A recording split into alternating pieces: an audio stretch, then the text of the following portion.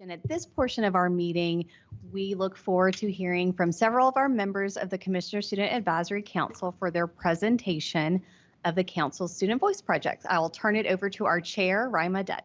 Hi everyone, my name is Rima Dutt. I'm a senior at DuPont Manual High School, and this is my second year on the council.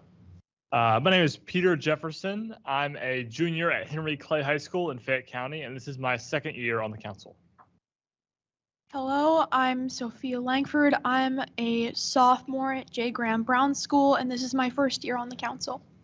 Hello, I'm Ava Benson. I am a senior at Henderson County High School, and this is my first year on the council. Hi everyone, my name is Saliette Yanes Medina. I'm a sophomore at Franklin High School, and this is my first year in the council as well. Hi everybody, my name is India Young. I'm a dual enrolled junior at both the Craft Academy for Excellence in Science and Mathematics, as well as Marion County High School, and this is my first year on the council. I just want to start by thanking everyone who came to support us. Today we're going to be presenting our council project that we've been working on for the past year, and it's called A Focus on Student Voice, the student, teacher, and administrator perspective. And to start things off, I'm going to pass it off to Peter. Well, I'd like to thank everyone again for being here. Today, the Student Advisory Council and all of us as a whole, in cooperation with our adult partners and numerous generous stakeholders who spent time interviewing with us, giving us their feedback to help build this report, would like to present our report on student voice in Kentucky. I'd like to start off with a definition of student voice. Student voice is a complex topic and a key part of our educational experience. Early on in our council activities this year, we used everyone's voices together to define student voice. Our council defines student voice as the sum of all student perspectives on any education-related topics, ranging from in-classroom assignments to mental health support to interactions at the administrative level between students and teachers. Our definition of student voice also includes the merit given to student perspectives and the meaningful dialogue between students and stakeholders to improve education. Student voice is important at every level, from students to teachers to administrators. Everyone is part of this conversation. Now that I've shared the base definition for our project, we'd like to consider the importance of student voice in education. Thank you, Peter. I'd like to discuss with you why the council decided to focus on student voice. Student voice being a diverse topic, the council saw varying justifications for making it the focus of our council project. For one, student voice, according to the National Library of Medicine, allows students to build a more positive relationship with their teachers. Other benefits, as seen by the Quaglia Institute, Benner and Kahn, to integrating student voice include increased student motivation, attendance, and academic performance. The council sees student voice as an essential platform for advocacy in the way of showcasing the differing needs of students from various socioeconomic backgrounds. Now I'd like to give the floor to Council President Rima Dutt. Thank you, Sophia. So for those who aren't familiar with the Commissioner Student Advisory Council, we kind of just want to take a minute to explain it. So we are an advisory body to the Commissioner of Education, and it's designed of 35 public school students from across the state in grades 10, 11, and 12. And the council meets monthly to really include the stakeholders in the conversation, which are students, the ones actively experiencing Kentucky schools and their effects. And we meet monthly with the commissioner to make sure student voice is inputted on critical issues in Kentucky education. And we work in unison with the Kentucky Department of Education to really transform public education with an optimistic outlook. So during our May 30th meeting of 2023, our council introduced this idea of student voice, and we opened up the floor to all of our members to express their thoughts on it. And what we saw was that there was an overwhelming amount of just this express support for exploring this idea even more in every single one of our schools coming from different regions of Kentucky and different backgrounds. And what we saw is that we all wanted more student voice. So over the past year, our council has been working on this idea of student voice, and we decided to conduct interviews with different stakeholders, not only including students on the advisory council, but also well beyond. So during our January 23rd meeting of 2024, we interviewed a district superintendent, an assistant director at a residential high school, a middle school teacher, and an elementary school counselor. And we recognize that these 4 interviews aren't representative of the entire Kentucky stakeholder population. However, we believe that these 4 interviews are a great insight to start this conversation on student voice. And to share some of the findings, I'll pass it off to Ava. Thank you, Irma. So the first question that we posed to our stakeholders in these interviews was, what is your definition of student voice?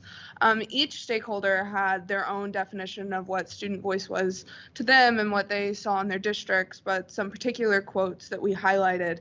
The middle school teacher that we interviewed said that student voice is particular, individualized, transparent, honest, analytical, and adaptive when paired with action. The district superintendent also spoke to how vital student voices are and how they felt if discussions with students are not happening in education, they feel that is a mistake. So then we posed a second question. We asked, why is student voice important in education? Student voice is very important because the policies, procedures schools put in place have got to have a voice in them, said the assistant director of a residential high school. They continued by stating that it is difficult to know how to help students when you are not hearing or listening to what they are saying. The district superintendent further stressed the importance of student voice by stating that education is a service industry and we are serving students. Throughout these 2 questions, it was very evident that these stakeholders that we interviewed understood the significance of student voice and its importance in educational settings. I will now pass it on to Alietta to discuss questions 3 through 5. Thank you, Eva. Well, our question number 3 was, what current initiatives are on the way to increase student voice? We received a variety of responses focusing primarily on the counseling and the importance of offering it at each educational level. However, many spoke of the struggle of lack of feedback. They need to have conversation with students face-to-face, which the technological barrier was a well-seen problem as well. So because of these reasons, I will quote a middle school student who talks about a solution that is already being implemented at the middle school that helps prevent these problems and increases student voices. We have a 30-minute social and emotional learning class every day. We call it advisory. So we start with mindfulness practices, and then we go into lessons about things like individuality and self-expression, those kind of things. We do check-in weekly. We also have community circle times every Thursday where we get together, and it's like 10 to 15 students and 1 adult.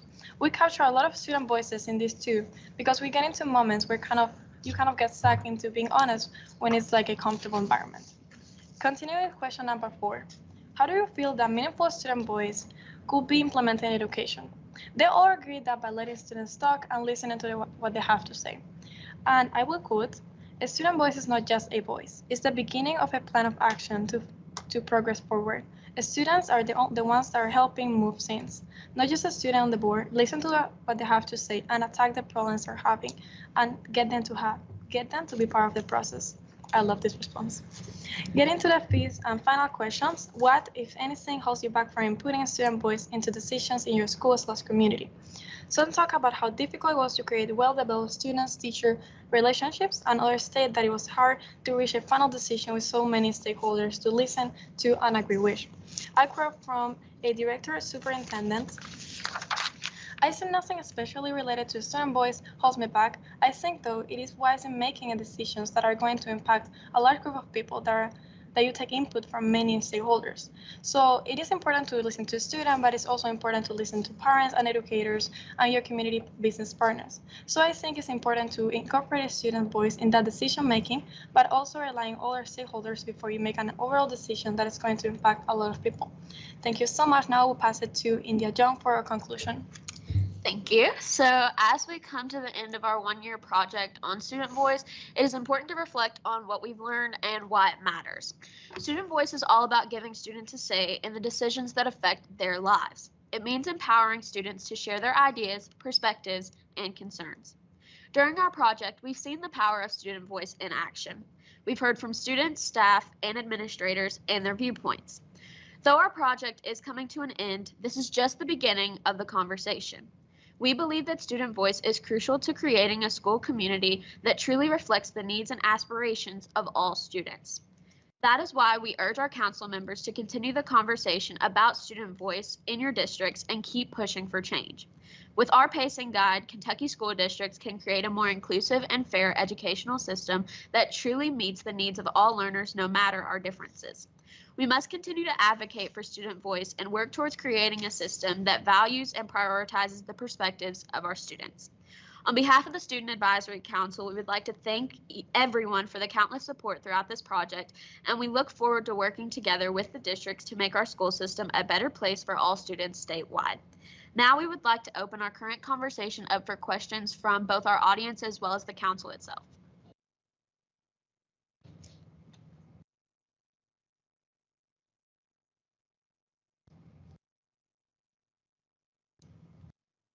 I'll ask a question. Was there anything about your project that you learned that surprised you?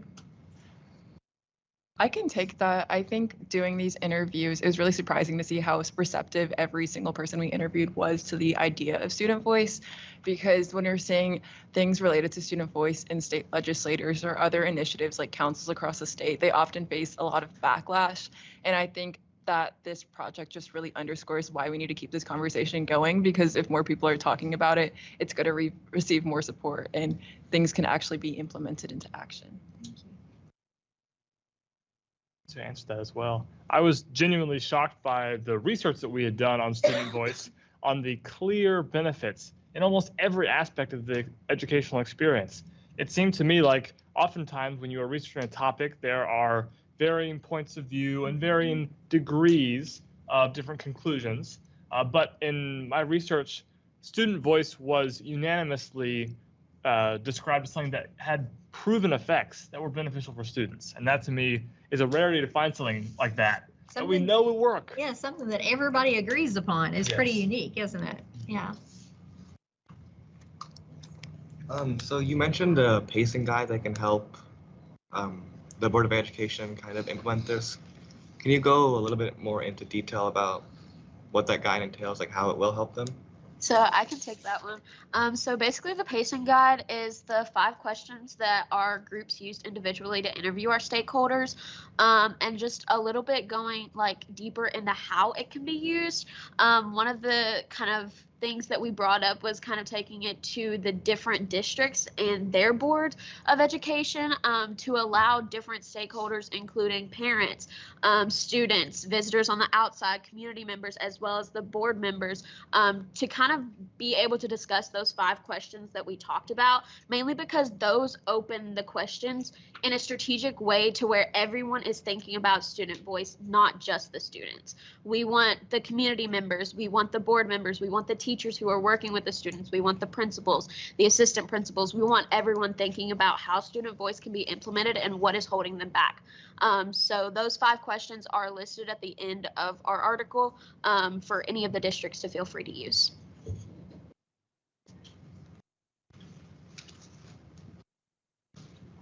Are there any other questions? I'll take a question. Well, first off, y'all did a great job. It was so good that there almost weren't any questions. But so you talked about getting it out to districts, and I think that is the perfect idea. And then, of course, I was on the council last year when we did the school safety project, and getting it out to districts was really cool. And so how do you plan to get it to the school boards and to the administrators and into the schools, rather than, you don't want it, today is great and it gets recorded and it gets sent out, but you don't want it to get forgotten because it's so good. And so how do you plan to get it to the schools itself, whether that's through students or actually through the department? I can just volunteer. I would say the answer might be you. The answer is that because we are students in this position, we can come back to our districts and say, we are on this council and we have this report. It's very well done. It proves itself to be reputable. And at the end, we have these questions. We'd like you to spend some time doing a working group, perhaps. The initiative for this, I think, can start with us. And whether through the department to come through on the other side of, say, teachers and administrators, coming in with these questions on the student side is, as we see, is the way to bring it into schools. To add to that, you don't have, while it starts with us, I know not all of us are in positions of leadership where we actively make change at our schools. So just making sure you communicate with your fellow students who maybe are in that position will really help things along. And as far as with the department, of course, we will share this with our leadership team here at the Kentucky Department of Education. Also with Dr. Fletcher as he arrives, we'll share it with him and with the Kentucky Board of Education. So we'll share your good work with all those groups. Well, oh, Francis, go ahead. Not to put you on the spot, but kind of talking about that and also with the sharing aspect, like once that is done, is there a way that we're going to be maybe next year when the next school year goes by, we're going to be seeing and kind of just testing to see how the implementation of some of these questions have been, or if not, I think it'd be a really good idea just as a council, just to come up with an idea of how to make sure that student voice is really being implemented. I think that's a great point, and definitely by just having these follow-up conversations next year on the council to see how it's been going, I think are going to be very vital, because we don't have to only present this work once. There's going to be so many more opportunities in the upcoming school year. Potentially, we can present this as a council to the Kentucky Board of Education or other groups empowered to really be more effective, because I think when it's one individual, like sharing it with their principal, they're not going to listen. But when you have an entire room of students, the power is in our hands, and we can really use that to be effective. So we have an entire year ahead to keep this going. I will kind of add to that because, I know some people in this room are seniors. I myself am a senior.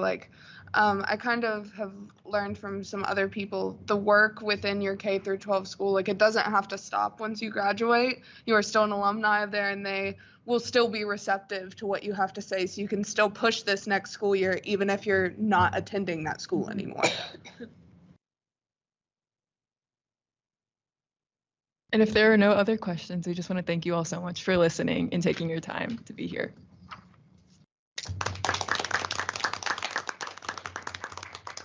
Thank you, Council, for all of your hard work this past year, exploring and thinking through next steps for the project as well.